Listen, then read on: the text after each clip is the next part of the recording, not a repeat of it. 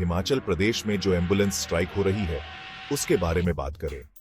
आज 102 और 108 ambulance services से जुड़े 100 से ज्यादा एम्प्लॉइज एक दिन की स्ट्राइक पर चले गए हैं। यह स्ट्राइक कल रात शुरू हुई थी और आज रात 8 बजे तक चलेगी। आप पूछेंगे क्यों? ये डेडिकेटेड वर्कर्स फेयर ट्रीटमेंट मांग रहे हैं। उनकी डिमांड्स है गवर्नमेंट नॉर्म्स के अनुसार मिनिमम वेजेस, 12 घंटे की शिफ्ट्स के लिए डबल ओवर टाइम पे, रेगुलर छुट्टियां और एम्प्लॉइज और व्हीकल्स दोनों के लिए इंश्योरेंस कवरेज। इमेजिन कीजिए आपको फेयर पेमेंट ना मिले या आप बिना इंश्योरेंस की सिक्योरिटी के काम कर रहे हो। इनमें से कई वर्कर्स के लिए यही सच्चाई है। यूनियन जो centre of Indian trade unions यानी CITU के अंडर है, वह न सिर्फ शिमला में बल्कि पूरे स्टेट के डिस्ट्रिक्ट हेडक्वार्टर्स में आवाज उठा रही है। वह अपने कॉन्ट्रैक्टर मेडस्वान फाउंडेशन पर एक्सप्लॉयटेशन, मिनिमम वेजेस ना देने और ओवरटाइम और रेगुलर छुट्टियां ना देने का आरोप लगा रहे हैं। और भी शॉकिंग बात यह है कि कुछ वर्कर्स को हैरेसमेंट और धमकियों का सामना करना पड़ा है और कुछ को तो बिना किसी रीजन के महीनों से ऑन ऑफ ड्यूटी रखा गया है। अब नेशनल हेल्थ मिशन NHM के मैनेजिंग डायरेक्टर और मेडस्वान फाउंडेशन के बीच एक मीटिंग हुई, लेकिन उसका कोई सैटिस्फैक्टरी रिजल्ट नहीं निकला। NHM ने पब्लिक को तकलीफ कम हो इसके लिए अल्टरनेटिव अरेंजमेंट्स किए हैं, लेकिन सच तो यह है आज ज्यादातर एम्बुलेंस सर्विसेज ठप पड़ी हैं और पेशेंट्स बीच में लटक गए हैं। CITU के लीडर्स ने साफ कर दिया है अगर उनकी मांगें पूरी नहीं हुई तो यह तो सिर्फ शुरुआत है, एक बड़ा आंदोलन होने वाला है। तो अब सिचुएशन यह है, एसेंशियल वर्कर्स अपने HQ के लिए लड़ रहे हैं और इसका इम्पैक्ट बिल्कुल रियल और इमीडिएट है। कमेंट करके बताइए आपके हिसाब से इसको सॉल्व करने के लिए क्या करना चाहिए। इन्फॉर्म रहिए, कंपैशनेट रहिए। मिलते हैं नेक्स्ट अपडेट में।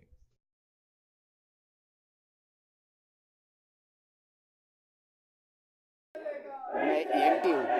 सबसे पहले तो मैं मीडिया का धन्यवाद करता हूँ कि मीडिया हमारे वास्ते का जरिया है जो हमारी मांगों को आगे तक पहुँचाए। हम परसों भी MD NHM से मिले थे, यहाँ हमारी वार्तालाप हुई। हमने जो इनको डिमांड दी थी, हमने पहली डिमांड थी हमारी जो निकाले गए कर्मचारी, ट्रांसफ़र किए गए कर्मचारी को उनको एज इट इज़ रखा जाए, जहाँ से उठाए वहाँ से। बट उन्होंने उसमें से भी 4 एम्प्लॉय को नौकरी पर रखने जो वापसी रखी है, जिसमें लेटर मतलब 2 बंदों को लेटर नहीं कर ऐसे बड़बड़ी बोल के रख लो। हम बोले कि आप नोटिस हमारे को लेटर दो, जो भी बंदे हैं ट्रांसफर के, उसमें कोई ये नहीं। कल दिन को भी मुझे कॉल आई MD की जो हिम्मत चावला, उन्होंने बोला कि अब आप हमारे को ये दो कि स्ट्राइक कॉल अप कर दो। मैंने उनसे बात की कि सर जब हमारे पूरे कर्मचारी को मतलब कि लेटर आ जाते वापसी नहीं रखते हम कॉल ऑफ कर देंगे। उन्होंने उसके बाद मुझे कॉल, मैंने बोला कि 1 घंटे में काम ये हो जाएगा और मैं आपको कॉल कर दूँगा। कॉल है, इसलिए मजबूरन हड़ताल में जाना पड़ा। ये इसके अलावा हमारे जो कोर्ट के ऑर्डर है, CGM कोर्ट के ऑर्डर है, हाई कोर्ट के ऑर्डर है, जो लेबर लॉ हमारा मिनिमम वेज है वो लागू होना चाहिए।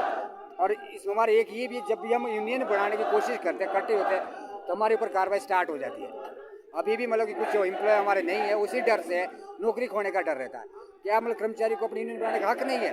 उस पर मेडस्वान कार्रवाई कर रही है। मेडस्वान के ऊपर NHM कार्रवाई नहीं कर सकता कि आप ऐसा क्यों कर रहे हैं? जब परसों बात हुई, MD NHM थे और मेडस्वान के हेड थे, उनके बाद उन्होंने बोला कि मैं ये सारा काम आपको दे दूंगा। फिर भी नहीं करने के बाद NHM उन पर कार्रवाई क्यों नहीं कर रहा है? इसमें तो NHM और मेडस्वान की मिली भगत है। अगर डिप्टी डायरेक्टर ये बोलता है कि NHM ने मेडस्वान ने लिख के दे दिया, कर दिया जा रहा, तो हमारे को क्यों नहीं दे रहे, बस भेज रहे? हमारे को पता लगे क्या क्या मांगे पूरी है, हमारे तो कोई बात नहीं हो रही है। आगे क्या रणनीति रहेगी? आगे की ये रणनीति ये, अगर हमारी कोई यहाँ सोल्यूशन निकलता है, उसके बाद हमारी जो बैठक होगी, जो डिस्ट्रिक्ट लेवल की बैठक, स्टेट की बैठक, उसके बाद हम डिसाइड करते हैं ये कंटिन्यू रहेगी या मतलब इसको हम 1 या 2 दिन के बाद फिर करेंगे। अब इसका कोई ये नहीं कि हम कंटिन्यू करते कि जो अभी 24 घंटे की हड़ताल है, उसके बाद अभी हम ड्यूटी पे लौटेंगे 8 बजे। अगर इन्होंने कोई बात नहीं की, उसके बाद हम आगे की इससे भी ज़्यादा ये हो सकता है। हिमाचल प्रदेश 108 एवं 102 एम्बुलेंस कर्मचारी यूनियन संबंधित सीटू की ओर से ये प्रदर्शन हम कर रहे हैं NHM कार्यालय के बाहर। आपको ज्ञात होगा कि पिछले कल रात 8 बजे से लेकर आज रात 8 बजे तक यूनियन ने 24 घंटे की हड़ताल का आह्वान किया है पूरे प्रदेश के अंदर, और इसी के तहत आज तमाम जिला मुख्यालयों के अंदर इस तरीके के प्रदर्शन हो रहे हैं। उसके साथ साथ NHM के हेडक्वार्टर पर हम ये प्रदर्शन कर रहे हैं और इसी तरीके का प्रदर्शन मेडस्वान फाउंडेशन कंपनी जो है उसका जो हेडक्वार्टर है धर्मपुर में, वहाँ भी ये प्रदर्शन चल रहा है। हड़ताल में जाने का मकसद ये है कि आपको मालूम है कि लगभग पिछले 15 वर्षों से एनएचएम के अंतर्गत ये जो 108 और 102 कर्मचारी काम कर रहे हैं, ये कर्मचारी भयंकर शोषण के शिकार हैं। न्यूनतम वेतन तक नहीं मिलता है, जो 8 घंटे का वेतन है वो भी नहीं मिलता, ड्यूटी तो 12 घंटे करवाते हैं।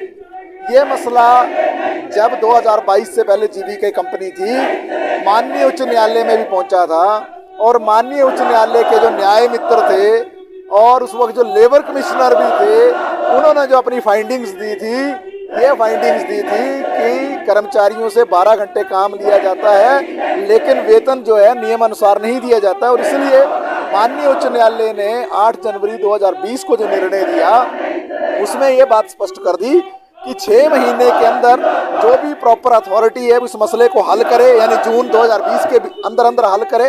तब तक जब तक ये मसला हल नहीं होता, तो हाई कोर्ट ने उस वक्त कह दिया था कि 20,000 रुपया कैश इन हैंड इनको मिलना चाहिए, और इसके सिवाय जो दूसरी सुविधाएं मेडिकल और पीएफ की वो अलग से थी। तो ये मसला बाद में जो है लेबर ऑफिस के पास भी पहुंचा था, सीजीएम कोर्ट के पास भी पहुंचा था, और वहाँ जो है ये तय हुआ कि 8 घंटे का जो वेतन है वो लगभग इनका 18,000 बनता है। वैसे भी जो शेड्यूल एम्प्लॉयमेंट है हमारे देश का और हमारे प्रदेश का, उस शेड्यूल एम्प्लॉयमेंट के अनुसार आज इनका वेतन 12 घंटे की ड्यूटी के बाद लगभग 35,000 रुपया बनता है। लेकिन दिया कितना जा रहा है कैश इन हैंड? 11,300, 11,500 रुपया। ये अपने आप में भयंकर शोषण है, और पूरे की पूरी जो है मिली भगत एनएचएम की मैड्सवेन कंपनी के साथ। मैड्सवेन कंपनी अगर देश के कानून को लागू नहीं करती है, न्यूनतम वेतन नहीं देती है, तो उस पर एक्शन किसने करना था? एनएचएम ने। लेकिन एनएचएम कोई एक्शन नहीं करता है। इसके साथ साथ छुट्टियों की कोई सुविधा नहीं है। अगर छुट्टी मजदूर को, जो कर्मचारी को जाना है, उसको उस तरीके से कोई छुट्टी मिलती नहीं है। और इसके साथ जब जब भी जो गाड़ी की रिपेयर का काम करवाना है, मेंटेनेंस का काम करवाना है, तो गाड़ी अगर रुक जाए तो कर्मचारियों का वेतन काट दिया जाता है, जबकि मैड्सवेन कंपनी को जो पूरे महीने का जितना पैसा इनको दिया जाता है वो तो दिया ही जाता है, चाहे मेंटेनेंस हो चाहे ना हो। तो मेंटेनेंस के दौरान का भी पैसा काट देते हैं, कभी इंश्योरेंस गाड़ी की आ गई उस दौरान का पैसा काट देते हैं। और इसके साथ साथ जो मेडिकल सुविधा है, वो मेडिकल सुविधा नहीं मिलती है कर्मचारियों को। अगर कोई कर्मचारी बीमार हो जाए तो उसके पैसे काट दिए जाते हैं। यहाँ तक के भी उदाहरण है कि अगर कोई भयंकर बीमारी हो जाए और उसमें कई दिनों तक जो इलाज लेना पड़े, तो मात्र 2,500, 3,000, 5,000, 6,000 रुपया वेतन जो है कर्मचारियों को दिया जाता है। ये भयंकर शोषण है, ये हो नहीं सकता देश के कानून के अनुसार। हमारे देश में मेडिकल का कानून नहीं है, ईएसआई का 1948 का वो कानून यहाँ लागू होना था। वो कानून जो स्वास्थ्य के लिए ही है, उसको स्वास्थ्य विभाग ही लागू नहीं करता है। सबसे बड़ी विडंबना ये है, जो पूरी और जगह लागू होता है पूरे देश में, लेकिन इनके ही विभाग में लागू नहीं होता है। इन मसलों को जब जो है यूनियन बनाकर ये मांगे पूर्ण नहीं होती हैं, तुरंत जो खास तौर पर जिन लोगों को प्रताड़ित किया गया, नौकरी से निकाला गया, ट्रांसफर किया गया, जिनको नोटिस जारी किए गए हैं, इस कार्रवाई को एकदम इनको बंद करना पड़ेगा।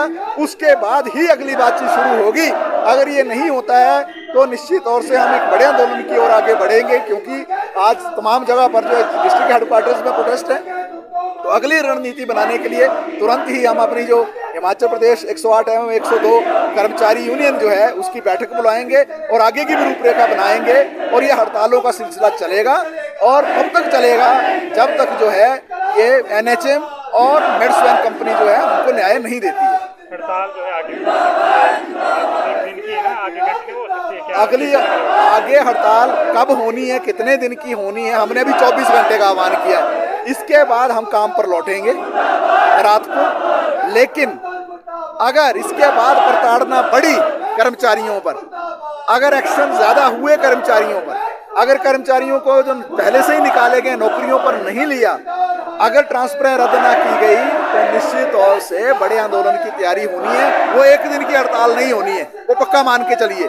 एक दिन की हड़ताल आज ही हो रही है, अगली हड़ताल एक दिन की नहीं होनी है, इससे बड़ी ही हड़ताल होनी है। तो वो इन पर निर्भर करता है कि भाई किस तरीके से जो है इस सारी समस्या का हल करना है।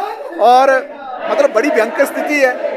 अभी एक मीडिया कर्मी जो हैं वो सोलन से रिपोर्ट कर रहे हैं कि जब उन्होंने 102 के लिए 108 के लिए फ़ोन किया, तो 108 का जो मैड्सवेन कंपनी उसने हाथ खड़ा कर दिया कि हमारे पास तो टेक्निकल स्टाफ ही नहीं है, हम आपको सुविधा नहीं दे सकते। तो ये स्थिति कौन बना रहा है? ऐसी स्थिति बना रहा है एनएचएम और मैड्सवेन कंपनी, इस स्थिति को अगर रोकना है, जनता की सेवाएं प्रभावित ना हो, इसके लिए जो है सबसे पहले ये जो कर्मचारी इनको न्याय देना पड़ेगा, जिसका काम जो है NHM और मेडिसिन कंपनी को करना है।